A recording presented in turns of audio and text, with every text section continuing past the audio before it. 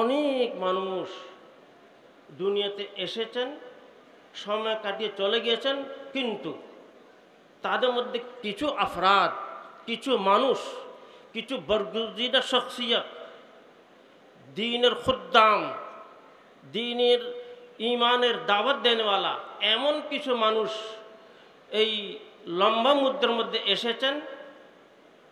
তাদের স্মরণ, তাদের ইয়াদ, তাদের কথা কিতাব ইত্যাদির মধ্যে এমন জিন্দা, যেমন নাকি একটা জিন্দা মানুষের কোনো সেরকম তস্করা হয় না।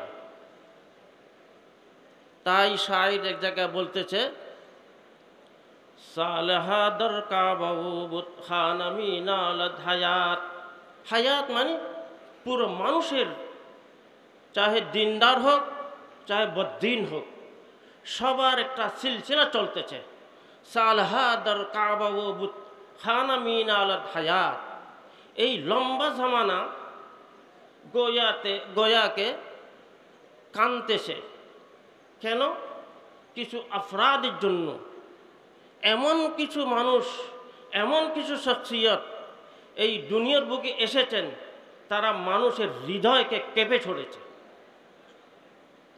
আবার এমন কিছু মানুষ এসেছে, তারা এসেছিল, জিন্দগি কাটিয়েছিল, কিন্তু কবরস্থানের মধ্যে অবস্থান করতেছে, তাদের কোন নামগন্ধ নেই, তাদের কোন নামগন্ধ নেই। কিছু মানুষ এমন এই লম্বা মুদ্রার মধ্যে কেটেছে।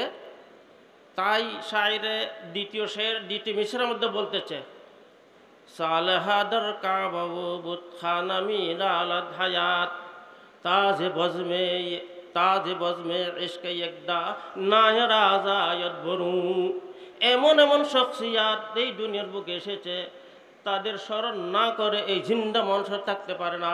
যেমন নাকি তার মধ্যে সর্বপ্রথম আম্বিয়ায়ে কেরামের তবকা, আম্বিয়ায়ে কেরামের জামাত, পরে আম্বিয়ায়ে কেরামের পর উম্মতের মধ্যে দুই প্রকার। কিছু উম্মতে ইজাবত, আর কিছু উম্মতে দাওয়াত। তাই আমি লম্বা যাচ্ছি না। এই হুজুর পাক সাল্লাল্লাহু আলাইহি ওয়াসাল্লাম এই লম্বা সময়ের মধ্যে সৈয়দুল আম্বিয়া ওয়াল মুরসালিন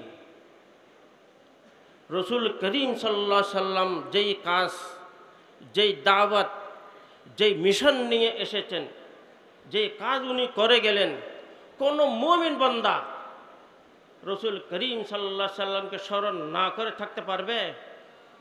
তার ঈমান কামিল হবে যে নাকি রসুলের রিসালাতের উপর কি না রাখে, ঈমান না রাখে। তাই আরেক জায়গায় শায়ের বলতেছে, এখানে একটা কথা, তাজে বজমে ইশক মানে কি?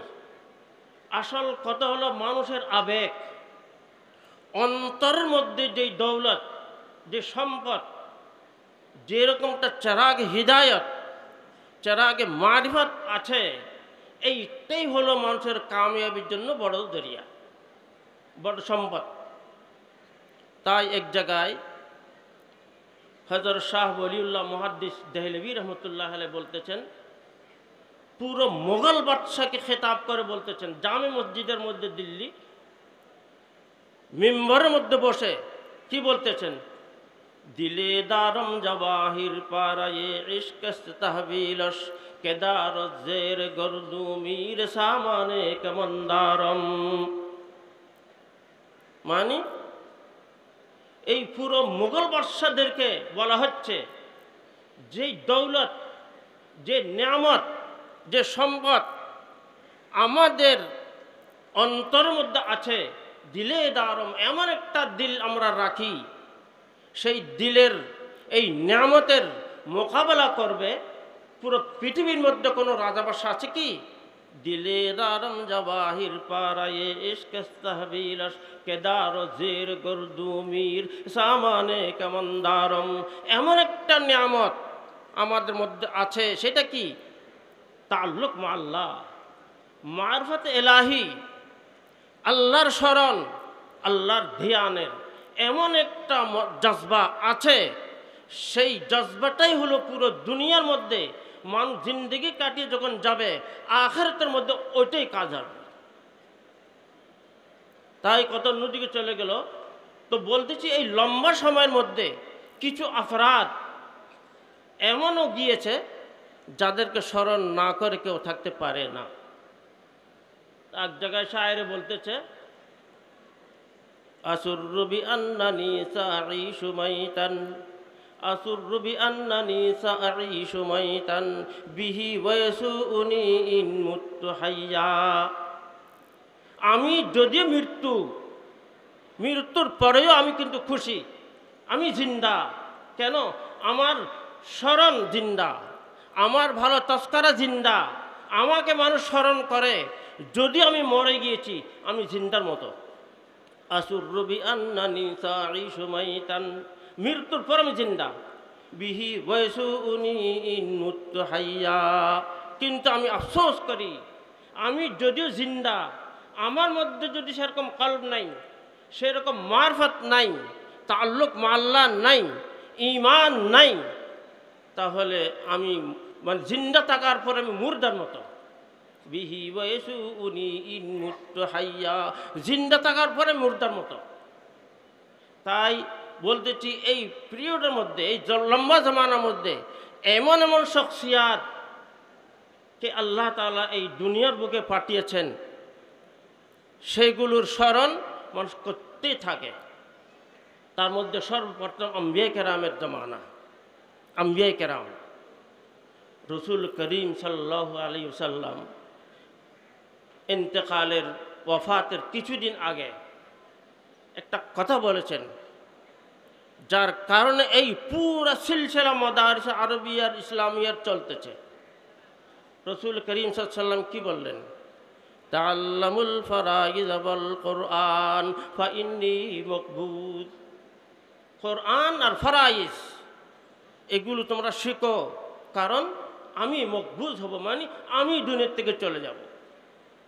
আর রসুল করিম সাল্লাল্লাহু আলাইহি সাল্লামের এই দুনিয়ার বুকে আসা, জিন্দগি বহন করা উম্মতের জন্য, বলকে কিয়ামত পর্যন্ত যত মানুষ আসবে সবার জন্য বিরাট একটা রহমত।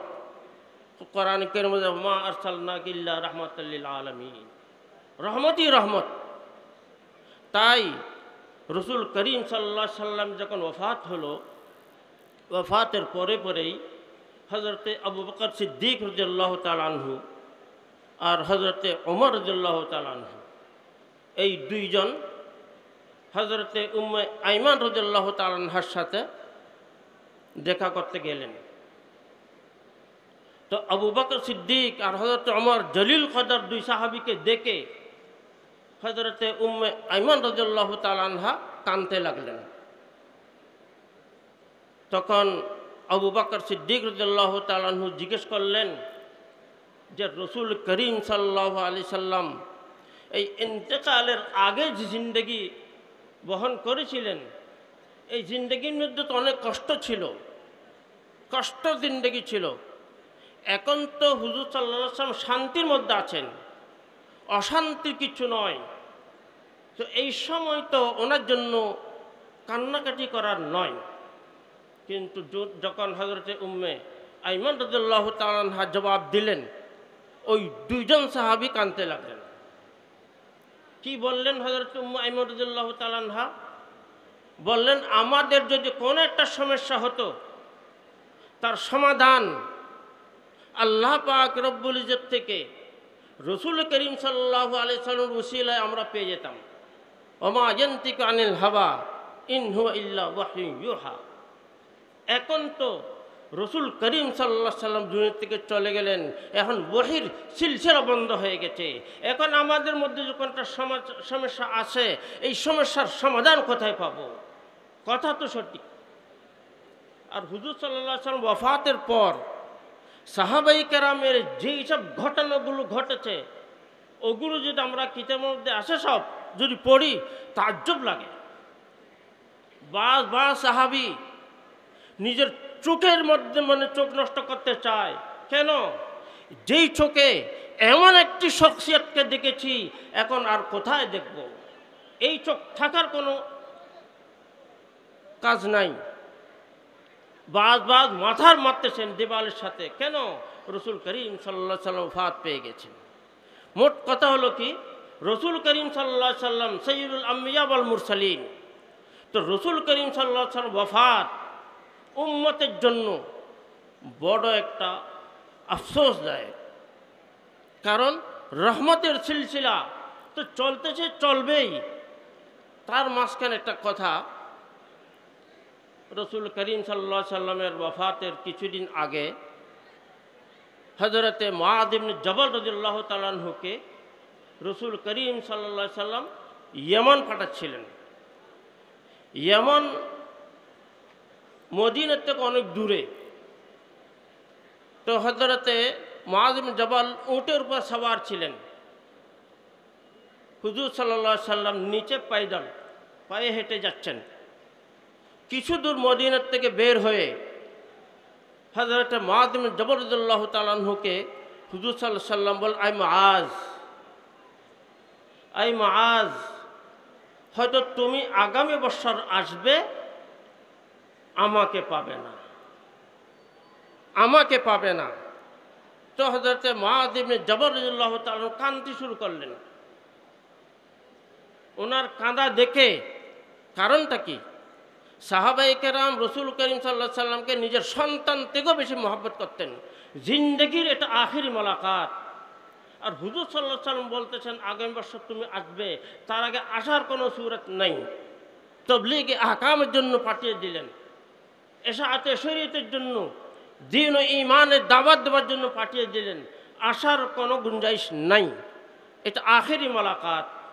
কাঁদতেছেন। তখন হুজুর সাল্লাল্লাহু আলাইহি সাল্লাম ওনার বেকরারি দেখে, হুজুর সাল্লাল্লাহু আলাইহি সাল্লাম মনে করেন এদিকে মদিনা, এদিকে ইয়েমন।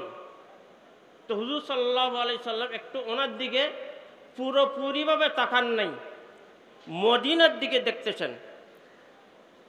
তাই হুজুর একটা কথা বললেন তখন, মানে মুআয রাদিয়াল্লাহু তাআলা আনহুর বেকরারি দেখে, আওলান নাসি বিল মুত্তাকুন মান কান হাইসু কান।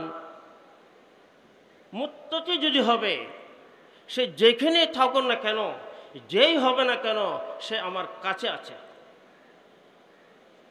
শারীরিক সামনে থাকা এতে কোনো বড় জিনিস নয়। কলবি আন্তরিক সম্পর্ক হিসেবে যদি করিব থাকে, এইটাই বড় নিয়ামত। আর এখানে একটা কথা, হুজুর সাল্লাল্লাহু আলাইহি সাল্লাম পুরোপুরিভাবে হযরতে মুআয ইবনে জবল রাদিয়াল্লাহু তাআলার দিকে তাকান না কেন? মদিনার দিকে একটু দেখেছেন। কারণ হলো কেউ লেগেছে হুজুর সাল্লাল্লাহু আলাইহি সাল্লামের চোখে পানি ছিল। হুজুর সাল্লাল্লাহু আলাইহি সাল্লাম তো মনে করতেছেন জিন্দেগিতে আর কি হবে না, এই মুআয সাথে আর দেখা হবে না। তাই উম্মতকে যারা খাস করে হুজুর সাল্লাল্লাহু আলাইহি সাল্লামের সাহাবায়ে কেরাম, তাদেরকেও নিজের সন্তান থেকে বেশি মহব্বত করতেন। জিন্দেগি আখির মোলাকাত। কোনো বাপ যদি মনে করে কালকে আমি দুনিয়ার থেকে চলে যাব, হে আমাদের সন্তান, তার কী অবস্থা হবে তার কলবের মধ্যে, তার অন্তরের মধ্যে কিরমের তার দরদ ব্যথা থাকবে। তাই হুজুর সাল্লাল্লাহু আলাইহি সাল্লামের চোখে পানি আসতেছে। মুআয ইবনে জবল রাদিয়াল্লাহু তাআলার দিকে পুরোপুরি যদি তাকাতেন, তখন ঘত মুআয রাদিয়াল্লাহু তাআলার কলিজা ফেটে যেত। সহ্য করতে পারতেন না রাসূল করিম সাল্লাল্লাহু আলাইহি সাল্লামের চোখের পানি দেখে। সেই জন্য হুজুর দেখেন নাই। এক হিকমত এটা। আর এক হিকমত হলো এটা তো দুনিয়া, আমাকেও শেষ পর্যন্ত মদিনার দিকে যেতে হবে। আমিও অসহায়, হায়াত মত আল্লাহর হাতে। তাই এই যে মানে হুজুর সাল্লাল্লাহু আলাইহি সাল্লাম মুআয ইবনে জবল রাদিয়াল্লাহু তাআলা আনহুকে পাঠালেন। মনে করেন গতকাল এই মাদ্রাসার অনেক ফারিগিন, প্রত্যেক বছরেই পাগড়ি দেওয়া হয়। এটার মতলব হলো, আমি ওই আজিজ ফারিগিনকে বলি, আপনাদের মাথায় যে দস্তারে ফজিলত দেওয়া হলো, এটার মতলব হলো আপনি একজন শরীয়তের কামিল মোকাম্মিল একজন খাদিম হয়ে গেলেন।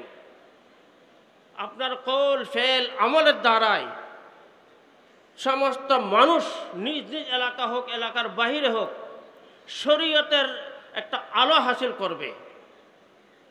নিজেকে কত ধরনের মুহতাত রাখতে হয়, এইটা একটা দায়িত্ব আপনাদেরকে দেওয়া হলো। এটা শুধু বলার জন্য নয় বা দেখার জন্য নয়, সারা জিন্দেগি। আমি একটা ঘটনা বলি মুক্তসর। দারুল দেওবন্দ থেকে প্রথম 12 জন ফারিগ হয়েছিলেন। তার মধ্যে হযরত মৌলানা আশরাফ আলী থানভী রহমতুল্লাহ আলাই এই ধরনের শখসিয়াত ছিল। তখন তারা যখন শুনতে পেয়েছেন যে আমাদেরকে দস্তারে ফজিলত দেওয়া হবে, তখন সবাই মিলে আসাদে কেরামের খিদমতে গিয়ে বলতেছেন, আল্লাহর ওয়াস্তে আমাদেরকে যেন পাগড়ি দেওয়া না হয়। কারণ এই পাগড়ির পিছে কত যে দায়িত্ব আছে, অনেক কিছু আছে। এটা মতলব হলো আমরা কামিল হয়ে গেছি। আমরা তো কামিল নয়, আমাদের মধ্যে অনেক ত্রুটি আছে। তখন দরখাস্ত যখন করলেন, কিন্তু আসাদে কেরাম তখন মনে করেছেন যে আমাদের দস্তার দেওয়ার জন্য যে একটা উদ্যোগ ছিল, এইটার মধ্যে আমরা আরও কামিয়াব হয়ে গেছি, সরে সদর হয়ে গেছে। তোমাদের মধ্যে তাওয়াদু আছে, তোমরা যে এটা মনে করতেছ যে আমরা সেরকম লায়ক নয়, এইটাই চাই। যত বড় হবে তার মধ্যে তত বেশি তাওয়াদু আসে। বারহাল এই যে মুআয ইবনে জাবাল রাদিয়াল্লাহু তাআলা আনহু যখন হুজুর সাল্লাল্লাহু আলাইহি ওয়াসাল্লাম পাঠাচ্ছেন, তো তদ্রুপ আপনাদেরকে এই মাদ্রাসা থেকে যে পাগড়ি দেওয়া হলো, দস্তার ফজিলত দেওয়া হচ্ছে, আপনারা নিজ নিজ এলাকার জন্য বড় একটা দাড়ি। যেমন এই হযরত থানভী রহমতুল্লাহ আলাই এক একজন যেখানে গিয়েছে সূর্যর মতো তারা চমকে দুনিয়াকে চমকিয়েছেন। তাই আপনাদেরও কাজ সেরকম। আপনাদেরকে দস্তার ফজিলত দেওয়ার মতলব হলো আপনাদের কৌল ফেল আমল, আপনাদের দ্বারাই কোনো মাদ্রাসা যেন বদনাম না হয়, কোনো শরীয়তের কোনো একটা কাজ যেন বদনাম না হয়। একটা কথা বলা হয় বদ আচ্ছা বদনাম বুরা, বদ আচ্ছা বদনাম বুরা। তার মতলব কি? এমন একটা কাজ করলেন, সেই কাজের কারণ বদনামি হয়ে গেছে। কারণ বদনামি হওয়ার পরে মানুষ দুই পার্টি হয়, দুই গ্রুপের মধ্যে মানুষ তকসিম হয়ে যায়। যদি বদনামি যদি একটা মানুষ খারাপ থাকুক, খারাপ থাকলে আল্লাহ সে তো কামিয়াব করতে পারে, তার থেকেও খারাপই হতে দূর হতে পারে। কিন্তু বদনামি যখন হয়ে যাবে, সে বদনামিটাকে বড় দীর্ঘই হয়। এই জন্য বলছে বদ আচ্ছা বদনাম বুরা। এই জন্য এমন কোনো কাজ করবেন না যার দ্বারাই শরীয়তের কোন একটা খেলাফ। হযরতে আব্দুল্লাহ ইবনে মাসউদ রাদিয়াল্লাহু তাআলা আনহু, ওনার মকুলা খালিতিন নাস ওয়ালাকিন লা তাকরিমান্না দীনাকুম, তোমরা মানুষের সাথে উঠা বসা করো, এটা তো দুনিয়া করতে হবে, কিন্তু দ্বীনের আঘাত যেন না হয়। আমরা সমস্ত মুসলমানের আসল টার্গেট, আসল উদ্দেশ্য সেটা হলো শরীয়ত। তাই কোরআনে কারীমের একটি আয়াত, আলা ইলাল্লাহি তাসিরুল উমুর, সমস্ত জিনিস, এই গাড়ি বাড়ি, এই ঘর, এই দোকানপাট, এই জায়গা জমিন, ব্যাংক ব্যালেন্স, যাই কিছু মানুষ নিজের জিন্দেগির মধ্যে অর্জন করে, সবগুলোর আসল টার্গেট কি হওয়ার দরকার? শরীয়তের খেলাফ যেন না হয়। এগুলো সে ছেড়ে চলে যাবে, এগুলো থাকবে না। হয়তো আমি বলতেছিলাম এই লম্বা পিরিয়ডের মধ্যে এমন কিছু শখসিয়াত গিয়েছেন, তার মধ্যে আমাদের আকাবির, বলতে গেলে তো বহুত লম্বা কথা। তো জামানার মধ্যে এমন কিছু শখসিয়াত পয়দা হয়েছেন যারা মানুষের মানে উম্মতের হৃদয়কে তারা কামিয়াব করে গিয়েছেন। এই মনে করেন মাদারিসে আরবিয়ার যারা বাণী, তারা এমন একটা কাজ করে গেলেন, মানে রহিতি দুনিয়া তক, মানে কি কিয়ামত পর্যন্ত সমস্ত বহুত মানুষ এই দিনই এদারগুলোতে কী করবে, ফায়দা হাসিল করবে, ফায়দা হাসিল করবে। একটা কাজ করে গেলেন, এইটা আসলে দরহাকিকত তশরিহ হলো যে রসুল করিম সাল্লাল্লাহু আলাইহি সাল্লাম বললেন, তাআল্লামুল ফারাইদ ওয়াল কুরআন ফাইন্নী মকবুজ। আমি চলে যাব, তো রসুল করিম সাল্লাল্লাহু আলাইহি সাল্লাম দুনিয়া থেকে চলে গেলেন, কিন্তু এই দিনটাকে ধরে রেখেছে কারা? এইরকম উম্মতের যারা আফরাদ, বড় বড় শখসিয়াত, যারা মাদারিস কায়েম করেছেন। এইখানে একটা কথা, এই মাদারিস, এই তবলিগ, এই তসনিফ ও তালিফ, এই ওয়াজ ও নসিহত, এগুলো সবগুলো হলো জরিয়ায়ে দ্বীন। জরিয়ায়ে দ্বীনের মতলব হলো দ্বীন শিক্ষা লাভ করার জন্য, দ্বীনের তাহাফুজের জন্য এগুলো একটা ওসিলা, আইনে দ্বীন নয়। কেউ যদি মনে করে মাদারিস, তবলিগ, এই মানে তাহরির, তালিফ, এই বয়ান, এগুলোকে এটা আইনের দিন, আইনের দিন। আইনের দিন কী কী? মনে কর নামাজ, রোজা, হজ, যাকাত, শরীয়তে যত হুকুম হাকাম কিতাবের মাসাইলগুলো আছে সেগুলোর আইনের দিন। হ্যাঁ, ওই আইনের দিনকে শেখার জন্য এগুলো হলো জরিয়া। কেউ যদি এই জরিয়াকে আইনের দিন মনে করে, বড় এক ধরনের সমস্যা পয়দা হবে। আইনের দিন নয়, জরিয়া একটা ওসিলা, ওসিলাকে ওসিলার জায়গায় রাখতে হবে। অনেকে গুলু করে, অনেকে গুলু করে। একটা কথা মনে পড়লো তবলিগের ব্যাপারে। আমি এক জায়গা বলছিলাম, হযরত কারি ইলিয়াস সাহাব রহমতুল্লাহ আলাই আখরি সময়ের মধ্যে যখন উনি অসুস্থ ছিলেন, ডাক্তাররা ওনার সাথে সাক্ষাৎ করতে দিচ্ছেন না। কিন্তু এই জামানার মধ্যে পাকিস্তানের মুফতি আজম হযরত মাওলানা মুফতি শফি সাহাব রহমতুল্লাহ আলাই, উনি দেখা করার জন্য এসেছেন। উনি যখন শুনতে পেরেছেন যে ডাক্তাররা ওনার সাথে সাক্ষাৎ করতে দিচ্ছেন না, উনি ওয়াপিস চলে গেলেন। উনি এখনও দূরে যান নাই, উনি খবর পেয়েছেন, আর ইলিয়াস সাহেব রহমতুল্লাহ খবর পেয়েছেন যে মুফতি শফি সাহেব এসেছিলেন দেখা করার জন্য, কিন্তু সাক্ষাৎ করার নিষেধ ছিল, ওয়াপিস গেলেন। উনি বললেন, না না, ওনার কাজটা যাবো, ওনার কাজটা যাবো, ওনার কাজটা যাবো। তাই হযরত মুফতি শফি সাহেব ফিরে আসলেন। আসার পর ওনার সাথে সাক্ষাৎ হলো। কারি ইলিয়াস সাহেব রহমতুল্লাহ আলাই বানিয়ে তবলিগ কানতে লাগলেন, ওনার হাত ধরে কানতেছেন। মুফতি শফি সাহেবের হাত ধরে উনি কানতে লাগলেন। তো আমি ইবরাতের জন্য বলতে, একটা জিনিস বোঝার জন্য বলতেছি। তো মুফতি শফি সাহেব রহমতুল্লাহ আলাই জিজ্ঞেস করলেন, আপনি কানতেছেন কেন?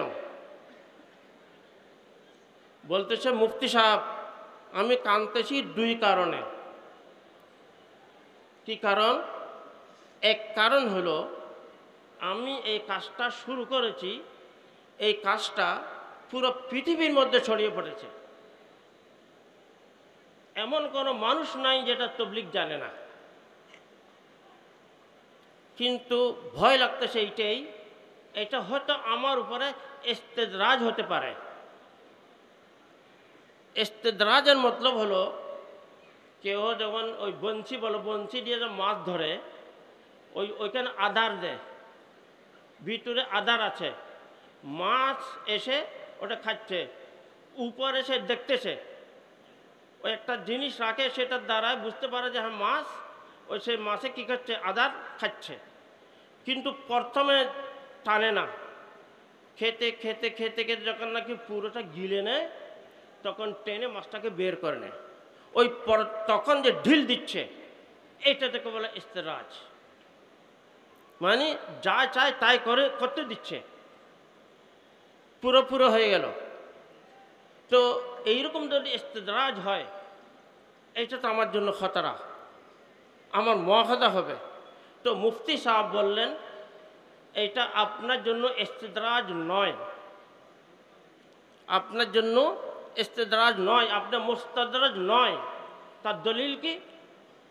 দলিল হলো যাদের উপরে ইস্তেদরাজ হয়,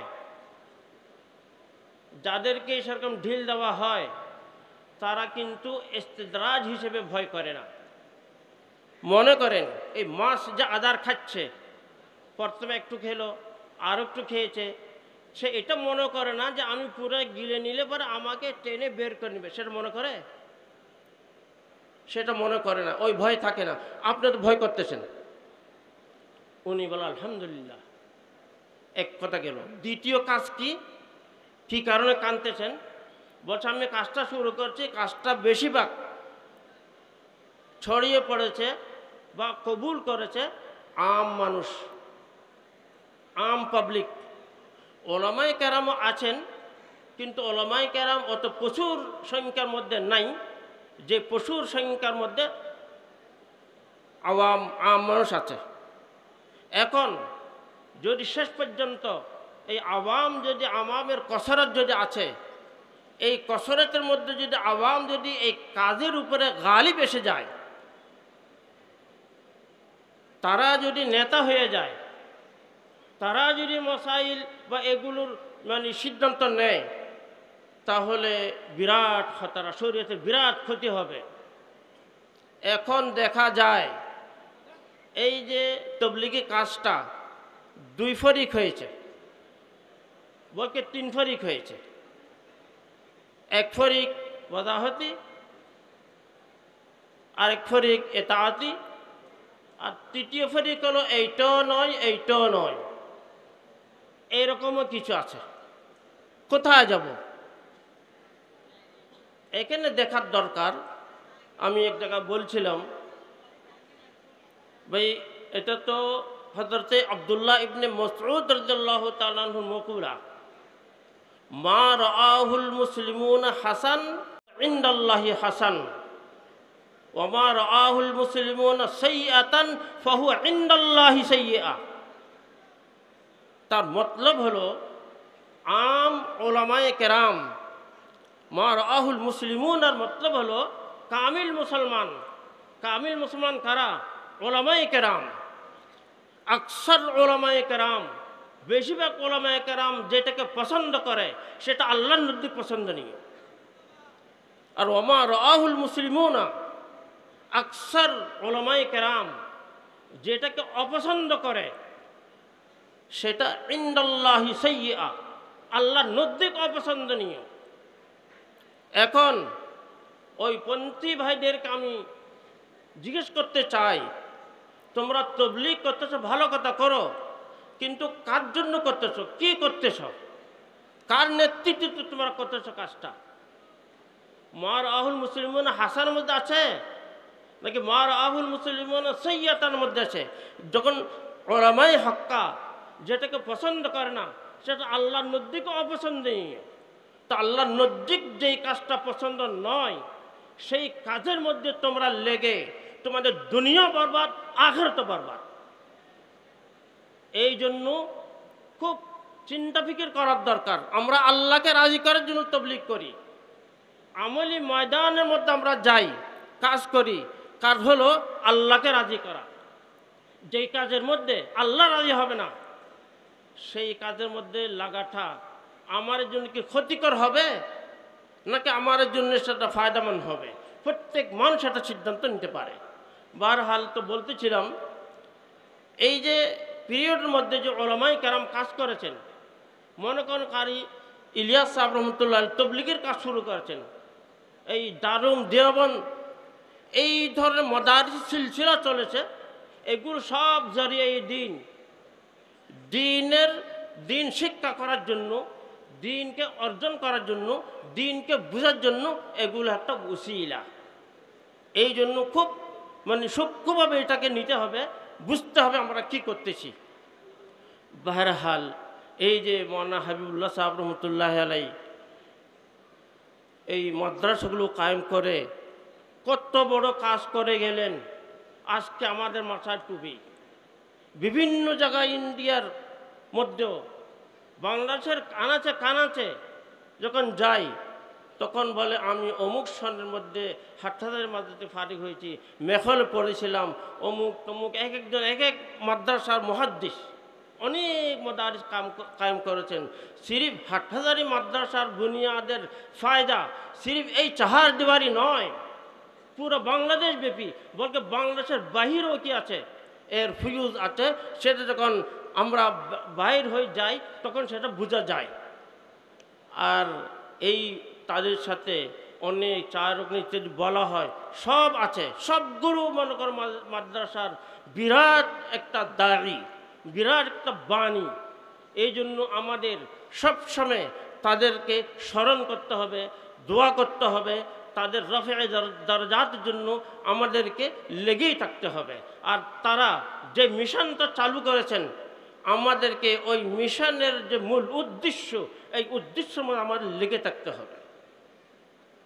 এই উদ্দেশ্যের মধ্যে আমার লেগে থাকতে হবে, মানে আমাদেরকে জান্নাতমুখী হতে হবে, আমাদেরকে জাহান্নাম থেকে বাঁচার ফিকির করতে হবে। দোস্ত বুজুর্গ, এই জাহান্নাম থেকে বাঁচার জন্য, জান্নাতমুখী হবার জন্য একটা কাজ বেশি জরুরি। এমনি তো তিনটা কাজ আমি বলি সবসময়। একটা হলো এই ওয়াজ মাহফিল, এগুলো শুনতে হবে, এগুলো শুনলে পরে অন্তরের মধ্যে পরিবর্তন আসে। আরেকটা হলো তবলিগি জামাতের মধ্যে যেতে হবে। আমরা যেই সোসাইটির মধ্যে আছি, যে পরিবেশের মধ্যে আমরা আছি, যে দোকানদারের মধ্যে আছি বা আমরা খেতিবাড়ির মধ্যে আছি, এগুলো আমাদেরকে দুনিয়ার দিকে ধাবিত করতেছে, দুনিয়ার গুরুত্ব আমাদের মধ্যে বাড়াচ্ছে।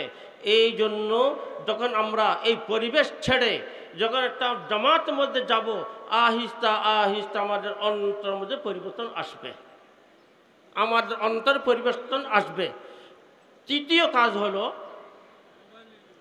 আহলুল্লাহ, আহলে দিল এর সোহবত এখতিয়ার করতে হবে। আহলে দিল কাকে বলে? সমস্ত মানুষেরকে আল্লাহ তাআলা দিল দিয়ে রেখেছে, সবগুলোকে আহলে দিল বলা হয় না। হাকিম আখতার সাহেব এক জায়গায় লিখেছেন, আহলে দিল আকাশ কে হাকরামি দেহদ, আহলে দিল আকাশ কে হাকরামি দেহদ, দিল দেহদ রাকে দিল রামি দেহদ। আহলে দিল ওদেরকে বলা হয় যারা নিজের অন্তরকে ওই জাতের হাওয়ালা করেছে যে জাত অন্তর্দাতা, মানে আল্লাহ। প্রত্যেকটা কাজের মধ্যে মানে আল্লাহর হুকমের মোতাবিক এইগুলো পয়দা হয় যখন কলবের মধ্যে সাফাই থাকে। আল্লামা ইকবাল বলতেছেন, না মুমিন है ना मुमिन की अमीरी, न मुमिन है ना मुमिन की अमीरी, रहा सूफी गई रोशन ज़मीरी, खुदा से फिर वही क़ल्बो जिगर मांग, नहीं मुमकिन अमीरी बेफकीरी। মানে কি? রোশন দিলি এই জিনিসটা যখন অন্তর মধ্যে আসবে তখন শরীয়তের প্রত্যেকটা কাজ তার জন্য ভালো হবে। রিওয়ায়াতের মধ্যে আছে রাসূল করিম সাল্লাল্লাহু আলাইহি সাল্লাম, ফামান ইউরিদিল্লাহু আন ইয়াহদিয়াহু ইয়াশরাহ সাদরাহু লিল ইসলাম। আল্লাহ তাআলা যাকে হেদায়েত দান করে তার অন্তরকে শরীয়তের উপরে আমল করার জন্য আমাদা করে দেয়, মানে অন্তরকে তৈরি করে দেয়। ইয়াশরাহ সাদরাহু লিল ইসলাম। ফৌরান সাহাবে কেরাম জিজ্ঞেস করলেন, আমরা তো সব মুসলমান, হাল্লিতিল কামিন আলামিন ইয়া রাসূলুল্লাহ, ও আল্লাহর রসুল, এই যে আমরা যে হেদায়েত ইয়াফতা, আমাদের মধ্যে হেদায়েত আছে, আমরা সহি সঠিক রাস্তার মধ্যে আছি, সেইটার কোনো আলামত, কোনো পরিচয় আছে কি? নাম, রাসূলুল্লাহ আছে। কি? তিনটা কথা বললেন, আত-তাজাফি আন দারিল গুরুর, আত-তাজাফি আন দারিল গুরুর। এই দুনিয়াটা ধোঁকার জায়গা। ধোঁকার জায়গা বলতে মানুষ নিজের আরামের জন্য 60 বছর 70 বছর মেহনত করে, কিন্তু মত আসলো শেষ। মৃত্যু যখন আসে 60 বছর 70 বছর জিন্দগি যে আরাম করে আরামও শেষ হয়ে গেল, এমনকি কেউ যে কষ্টের মধ্যে ছিল সে কষ্ট শেষ হয়ে গেল। মৃত্যু এইটা মানুষের শান্তিও শেষ করে, অশান্তিও শেষ করে দেয়। সেই জন্য আত-তাজাফি আন দারিল গুরুর, এই দুনিয়াবি জিন্দগি কাটাবে কিন্তু সেরে চলবে, কোনো রকম দুনিয়া উদ্দেশ্য নয়, একটা জরুরত। এই জন্য আত-তাজাফি আন দারিল গুরুর, দারিল গুরুর থেকে কোনো রকম সেরে চলা। দ্বিতীয় হেদায়েতের আলামত হলো ওয়াল ইনাবাতু ইলা দারিল খুলুদ, দারে খুলুদের দিকে। দারে খুলুদ মানে কি? হামেশার ঘর। মৃত্যুর পরে যে জিন্দগিটা আসতেছে তবিল জিন্দগি, এই তবিল জিন্দগির দিকে ধাবিত হওয়া মানে কি? এই অস্থায়ী জিন্দগির উপরে অত গুরুত্ব না দিয়ে চিরস্থায়ী জিন্দগিতে কেমন করে শান্তিতে থাকবে এইটা একটা ফিকির করা। ওয়াল ইনাবাতু ইলা দারিল খুলুদ। তৃতীয় আলামত ওয়াল ইস্তিদাদু লিল মাউতি ক্বাবলা নুজুলি, ওয়াল ইস্তিদাদু লিল মাউতি ক্বাবলা নুজুলি। মওত আসার আগে মওতের জন্য প্রস্তুত হওয়া। মওতের জন্য প্রস্তুত হওয়ার মতলব এটা নয় যে আমি কফন কিনে রেখে দিলাম, মৃত্যুর পর কবর কোথায় হবে সেটা বলে দিলাম। নয়, তার তৈরি হলো আল্লাহর হক যদি বান্দার উপরে আছে সেটা আদায় করা। আজকে যদি জিজ্ঞেস করা হয়, ঈমান আসার পর সর্বপ্রথম বৃহত্তম কাজ হলো নামাজ। এমনকি ফাকাত কাফার পর্যন্ত বলেছে, মান হাদামাহা হাদামাদ্দিন পর্যন্ত বলেছে, আর সালাতু ইমানুদ্দিন পর্যন্ত বলা হয়েছে। এখন যদি জিজ্ঞেস করা হয় বালিগ হওয়ার পর থেকে নিয়ে এই পর্যন্ত কোনো নামাজ তার জন্য বাকি নাই, এগুলোকে বলা হয় সাহাবে তরতিব। পুরো সমাজের মধ্যে যদি তালাশ করা যায় ইল্লা মাশাআল্লাহ অনেকের জিন্দগির মধ্যে নামাজ বাকি আছে। এই নামাজ বাকি আছে সেগুলো পড়া, এটা হলো মওতের তৈয়ারি। কারো হক থাকলে সেটা আদায় করে দেওয়া, নিজের জিন্দগির মধ্যে গুনার যেগুলো কাজগুলো করেছে সেগুলো তওবা করা, গুনার কাজ ছেড়ে দেওয়া। বারহাল বল ইস্তেদাদুল লিল মওত মধ্যে এগুলো সব আসবে। কিন্তু দোস্ত বুজুর্গ, এই সব জিনিসের উপরে আমল করার জন্য আহলে দিল আহলুল্লাহ সোহবত এখতিয়ার করতে হবে। আহলে দিল আহলুল্লাহর সোহবত এখতিয়ার করলে পারে আহিস্তা মানে অন্তরের মধ্যে এমন পরিবর্তন আসবে মানুষ অনুভব করতে পারবে না। তাই একটা মুখতসর ঘটনা বলি। হযরত থানভী রহমতুল্লাহ আলাইহির জামানার মধ্যে একটা মানুষ হযরত থানভীকে এসে বলতেছেন যে আমার মধ্যে রাগ বেশি, অতিরিক্ত রাগ। আমার বিরুদ্ধে যদি কেউ কথা বলে আমি যদি শুনতে পাই, যখন পর্যন্ত আমি তার থেকে ইন্তেকাম নেব না, বদলা নেব না, তখন পর্যন্ত আমি স্থির থাকতে পারি না। এইরকম রাগ, আমার ঘুম আসে না। এই ধরনের কথা বলল। এটা কেমন করে দূর হবে? তো বললেন মৌলানা মোহাম্মদ হাসান কাকরবি সেই জামানার মধ্যে একটা আলিম বুজুর্গ ছিলেন। তো বলছে তুমি তার সাথে একটু উঠা বসা করো, তার সাথে একটা সম্পর্ক কায়েম করো।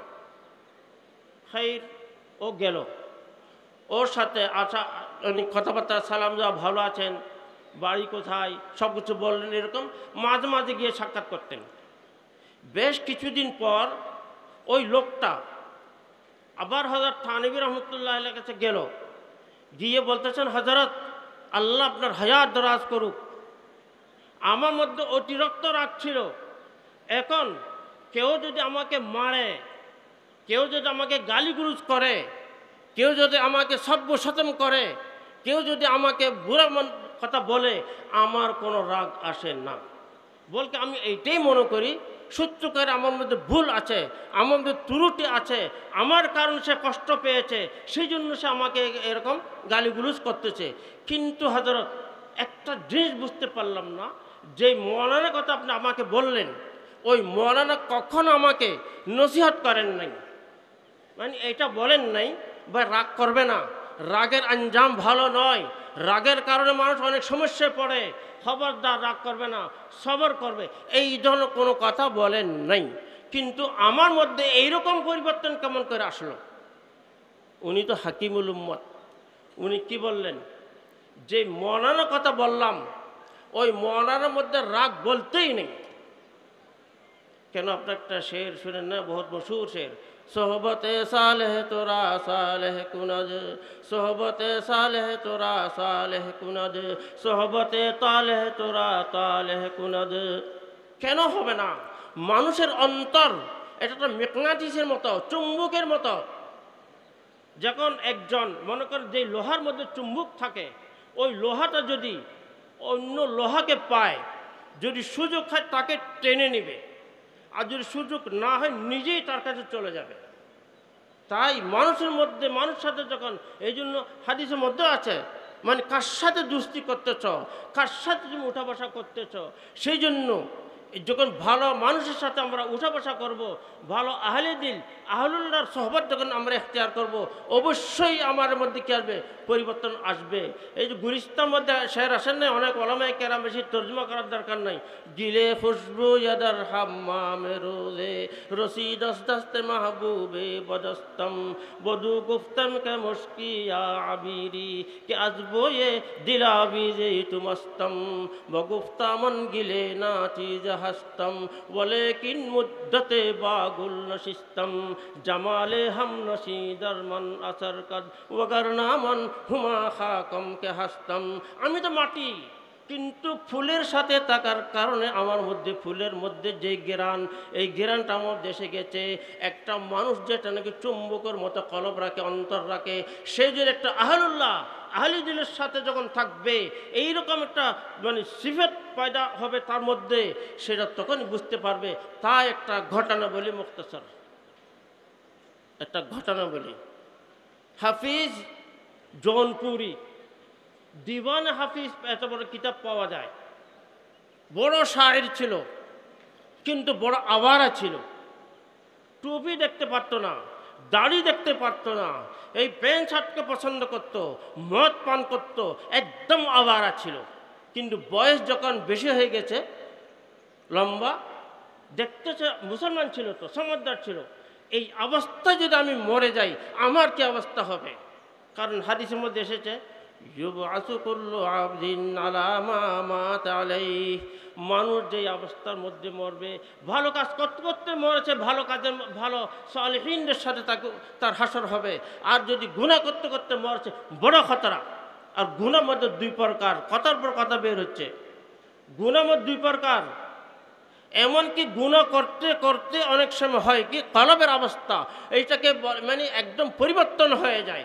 মনে করেন একটা গ্লাস যদি সোজা থাকে, তার মধ্যে তেল রাখেন, দুধ রাখেন, মধু রাখেন, সবগুলো টিকে থাকবে। যদি গ্লাসটা যদি উল্টা হয়ে যায়, তার মধ্যে কত দামি জিনিস রাখেন, কিচ্ছুই টিকবে না, সব পড়ে যাবে। তাই মানুষ অন্তরের ব্যাপার, অন্তরের মধ্যে যখন নাকি সালাহ থাকবে, অন্তরের মধ্যে যখন দিনদারির নেক জজবা থাকবে, সমস্ত ভালো কথা তার ভালো লাগবে। যদি এইরকম জিনিসটা না হয়, তখন ভালো লাগবে না। তখন সেই শায়ের বলতেছে, নাসিহামত কর নসিহত দিল তব ঘবরায়ে হ্যায় मैं उसे समझूंगा दुश्मन जो मुझे समझाए है। মানুষ গুনাহ করতে করতে কলব যখন উল্টা হয়ে যায়, সেটাকে বলা হয় কলবান মুজখিয়া, মানে কলব উল্টা হয়ে গেল। এই অবস্থায় যদি কারো মৃত্যু হয়, বড় খতরনাক, আল্লাহ হেফাজত করুক। তাই বলতেছি, ওই হাফিজ জৌনপুরি তো মানুষকে জিজ্ঞেস করলেন যে আমি কার কাছে গেলে আমার ফায়দা হবে, আমার কলবের অবস্থা তো খারাপ। তো বলতেছে, সেই জামানার মধ্যে হযরত আশরাফ আলী থানভী রহমতুল্লাহ আলাইহি ছিলেন। বলে উনি, ওনার সাথে তুমি সম্পর্ক করো। দাড়ি কাটার অভ্যাস ছিল, দাড়ি কেটে জৌনপুর থেকে থানাবার একটু দূরে, সেইখানে যাচ্ছে, একদিন দুদিন লেগে গেছে। আবার হযরত থানভী রহমতুল্লাহ আলাইহির মজলিসে এসে বসেছেন, কিন্তু হযরত থানভীকে বলতেছেন না, কিছু কথা বলতেছেন না। একদিন, দুই দিন, তিন দিন, চার দিন, পাঁচ দিন, আর হযরত থানভী দেখতে নতুন একজন মানুষ এসেছে, দাড়ি কাটা, প্যান্ট শার্ট পরা, কিন্তু কিচ্ছু কথাই বলে না, খালি মজলিস যখন হয় তখন বসে। আসল সেও সমঝদার ছিল, সে এটা যাচাই করতে চায়, আমি যদি এই এনার কাছে বায়ত হই আমার ফায়দা হবে কিনা। মানুষ চিকিৎসা করার জন্য ডাক্তারের আগে খবর নেয়, ডাক্তারটা বড় মাহির কিনা, যদি ভালো ডাক্তার হয় আমার চিকিৎসা ভালো হবে, তাই সেটা উনি দেখতেছিলেন। তারপর কয়েকদিন পর দাড়ি কেটে হজরত থানভী রহমতুল্লাহ কাছে এসে দরখাস্ত করতেছেন যে হজরত মুझको बैत फरमा लीजिए। তো হজরত থানভী রহমতুল্লাহ আলাই সেটার উপর একটা एतराज़ করলেন, अभियोग दिलेन, तुम जब बैत होने के लिए आए थे तुम्हारे चेहरे में कुछ नूर निकला था, इसको तुमने क्यों कटवा दिया। उन्नी की बोलें हजरत आप हकीमुल उम्मत हैं और मैं मरीदुल उम्मत हूँ। मानी कि आपने तो हकीमुल उम्मत, आमी मरीदुल उम्मत, मानी आपने उम्मतेर रूहान चिकित्सक, आमी तो अनेक गुनाहगार, आमी रोगी, आमी रोगीर मध्य अनेकगुलो रोग आछे, रोगेर मध्य एटा एकटा रोग आछे आमार दाढ़ी काटार अभ्यास। आपनि रोगीर रोग जदि ना जानेन आपनि चिकित्सा केमन करे करबेन। और हजरत थानभी रहमतुल्लाहेर संगे संगे काउके बैत करतेन ना। एखन कथा जखन माकुल बोलेছে बैत करलेन। बैत करार पर 1.5 বছর पर जौनपुरेर मध्य हजरत थानभी रहमतुल्लाहेर बयान, हजरत थानभी जेरकम आहले दिल आहले इल्मेर बयान होच्छे आजकालेर मतो सारा दिन ब्यापी 3 दिन ब्यापी एक जगह शुनलो 5 दिन ब्यापी एगुलो छिलो ना, बस 1-1.5 घंटा बयान करतें। এই বয়ানের বড় আসর পড়তো।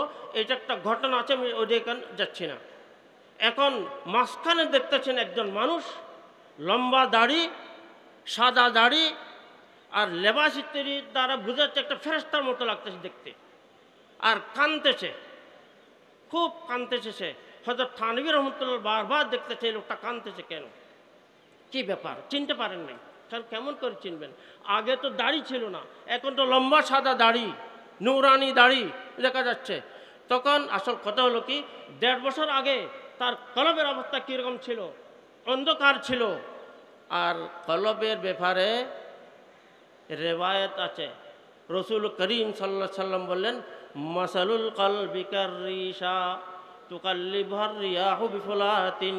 মানুষের কলব উল্টা, মানে কি, মাঠের মধ্যে একটা পাখির পর যদি পড়ে থাকে, বাতাসে তাকে এখান থেকে ওদিকে নিয়ে যায়, এখান থেকে ওদিকে নিয়ে যায়। আমাদের কলবের অবস্থা সেরকম হয়ে গেছে। এই অবস্থায় যদি আমরা আহলে দিল আহলুল্লাহর সোহবত ইখতিয়ার করব, ইনশাআল্লাহ আহিস্তা আহিস্তা আমাদের কলবের অবস্থা এইরকম হবে যেমন নাকি ওই হাফিজ জৌনপুরি কাঁদতেছে। তখন কলবের মধ্যে খোদার খশিয়ত বা রসুল করিম সাল্লাল্লাহু আলাইহি ওয়াসাল্লাম মহব্বত যখন পয়দা হবে, তাদের সামনে যখন কোরআন তেরি পড়া হয়, ওয়াইদা তুলিয়াত আলাইহিম আয়াতুহু জাদাতহুম ঈমানা, মানে কি আল্লাহওয়ালারা তাদের কলবের অবস্থা এমন, তাদের সামনে যে কোরআন হাদিস এগুলো পড়া হয় তাদের আবেগ ফুটে ওঠে, শরীয়তের উপরে ইয়াকিন আর মজবুত হয়। তাই এই হাফিজ জৌনপুরি কাঁদতেছে। এখন আমি কথা শেষ করতে, শেষ পর্যন্ত হাফিজ জৌনপুরি কে হুজুর মানে হযরত থানভী জিজ্ঞেস করলেন, তো বললে এটা ওই হাফিজ জৌনপুরি যে নাকি 1.5 বছর আগে আপনার কাছে বাইত হয়েছিল। সে হযরত থানভী রহমতুল্লাহ আলাইহি খুশি হয়েছেন। এখন তার অবস্থা শুনেন, সে নিজের ঘরের মধ্যে তন্হাই অবস্থা, কেহ নাই, ওই অবস্থার মধ্যে 3টা শের লেগেছে, পরে দুনিয়ার থেকে চলে গেছে। কি বলতেছেন, মেরি খুলকর সিয়াহকারি তো দেখো, মেরি খুলকর সিয়াহকারি তো দেখো, खुदा की शान सत्तारी तो देखो, गड़ा जाता हूँ जीते जी जमी पर, गुनाहों की गिराबारी तो देखो, हुआ बैत हफीज अशरफ अली से, बई गफलत ये होशियारी तो देखो। तार मतलब हलो আমি এই জিন্দগির মধ্যে অনেক গুনাহ করেছি, প্রকাশ্যভাবে গুনাহ করেছি, সগীরা কবিরা আমাদের নিচে অনেক গুনাহ করেছি, কিন্তু আল্লাহ পাক আমাকে গিরফত করেন নাই, আমাকে ধরেন নাই, উনি আমার গুনাহ উপরে পর্দা দিয়েছেন। মেরি কুলকা সিয়াহকারি তো দেখো, खुदा की शान सत्तारी तो देखो। এখন गड़ा जाता हूँ जीते जी जमी पर, गुनाहों की गिराबारी तो देखो। এখন এই গুনাহ যে করেছে সারা জিন্দগি, এই গুনার পাহাড় আমার মাথার উপরে এমন এসে পড়েছে, লাগতেছে আমি নিজে জিন্দা মাটির ভিতরে এই গুনার বোঝানোর কারণে গেড়ে যাচ্ছি, गड़ा जाता हूँ जी तेजी जमी पर गुनाहों की गिराबारी तो देखो মানে গুনার এত বড় বজন কিন্তু এত বড় পাপী হওয়ার পরেও কিন্তু একটা জিনিস সমঝদারি কাজ করেছে কি হুয়া বাইয়াত হাফিজ আশরাফ আলী সে হুয়া বাইয়াত হাফিজ আশরাফ আলী সে বই গফলত ये হুঁশিয়ারি তো দেখো এত বড় গাফিল হওয়ার পরেও কিন্তু আশরাফ আলী থানভীর হাতে বায়াত হয়েছে যার কারণে কলবের কৈফিয়ত ভালো হয়ে গেছে যখন এরকম কলবের কৈফিয়ত ভালো হবে তখন আমরা গুনাহ থেকে বেঁচে থাকতে পারবো গুনাহ থেকে বেঁচে থাকতে পারে বুজুর্গ কি বলেন এক জায়গায় बुजुर्गे दीद मंदर को सारे नशिस्ता अज जहाँ दर कुंजगारे चेरा गुफ्तम बशहर अंदर नयाई के बारे बंदाज दिल बर कोशाई बगुफ्ता जा परी रोयाने लगजन चुगिल बिसियार सुत पीलाने लगजन की बोलते छे একটা বুজুর্গ জঙ্গলের মধ্যে গর্তের মধ্যে বসে বসে কি বলতেছে जोबा नमरा बदिक्रे खुद जिला कुन जोबा नमरा बदिक्रे खुद जिला कुन दिलम राज चरागे इश्क जिया कुन আমার জবানকে জাকির বানিয়ে দেন আমার জুকানকে তালিয়ে কুরআন বানিয়ে দেন আমার জবানকে দুরূদ পড়নে वाला বানিয়ে দেন চেরা দিলম রাজ চরাগে ইশক জিয়া কুন আমার অন্তরকে চেরাগে হিদায়ের দ্বারাই আলোকিত করে দেন তখন যখন অন্তর মধ্যে আলো থাকবে শরীয়তকে শরীয়ত মনে করবে তখন শরীয়তের আমল করার মধ্যে আমাদা হবে তো ওই বুজুর্গটা বুজুর্গে দীদ মন্দর কো সারে নশিস্তা আজ জাহাঁ দর কুঞ্জগারে মানে কি ওই বুজুর্গটা সমস্ত মানুষের থেকে আলোক হয়ে একদিকে বড় বসে বসে আল্লাহ আল্লাহ করতেছে কেন তো চেরা গুফতম বশহরন্দর নয়াই তাকে আমি বললাম কেন আপনি শহরবাসীদের সাথে উঠা বসা করেন না অঞ্চলের সাথে মানুষের সাথে উঠা বসা করেন না কেন কি বলতেছেন বগুফতা যা পরি রোয়ান লগজন ওইখানে অনেক পরি রোয়া মানে কি খুবসুরত খুবসুরত গুনার দিকে দাওয়াত দেনে वाला অনেক আছে বগুফতা যা পরি রোয়ান লগজন চুগিল বিশিয়ার সুত পিলানে লগজন গুনার আসবাব যখন বেশি হয়ে যাবে মনে করেন মিসাল দিয়ে বলেছে যখন নাকি কাদা বেশি হবে হাতি সেও পড়ে যায় হাতি সেও পড়ে যায় এই জন্য দোস্ত বুজুর্গ আমরা এই ওয়াজ মাহফিলগুলো শুনে ওলামায়ে কেরাম বয়ান করবেন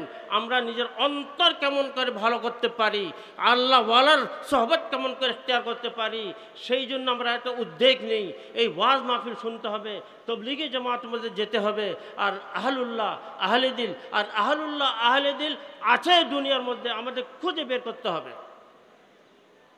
हाजी इमदादुल्लाह महाजिर मक्की रहमतुल्लाह अलैह पीर साहब फजल रहमान गंज मुरादाबादी तो इंतकाल करलें 1.5 বছর পর্যন্ত উনি কান্নাকাটি করেছেন তাহাজ্জুদ পড়ে পড়ে আল্লাহর কাছে কেঁদেছেন ইয়া আল্লাহ আমি কোথায় যাব আমার পীর সাহেব তো দুনিয়া থেকে চলে গেলেন কার কাছে গেলে আমার কলবের ইসলাহ হবে 1.5 বছর কাঁদার পর বশারত পেয়েছেন মিয়াজি নূর মোহাম্মদ জিনজানবী রহমতুল্লাহ আলাইকে স্বপ্নে দেখলেন তখন উনি ওদিকে আসলেন যখন আসতেছেন मियाजी नूर मोहम्मद जिनजानवी रहमतुल्लाह आगे बोले दें आपको अपने ख्वाब पर बड़ा एतमाद है मानी कि स्वप्न देखेছেন আমাকে সোজা আপনি আমার দিকে চলে আসেন উনি এটা অনুভব করলেন দেখেন আমরা যদি আল্লাহর কাছে সালাতুল হাজাত পড়ে পড়ে সঠিকভাবে আমরা আল্লাহর কাছে তলব করি যে কোন আহলে দিল কোন আহলে ইলম কার মধ্যে মারফত আছে এটা আমরা তো জানি না তো আল্লাহ সব জানে আল্লাহ এরকম ব্যবস্থা করে দিবে বহরহাল আমি কথা লম্বা না করি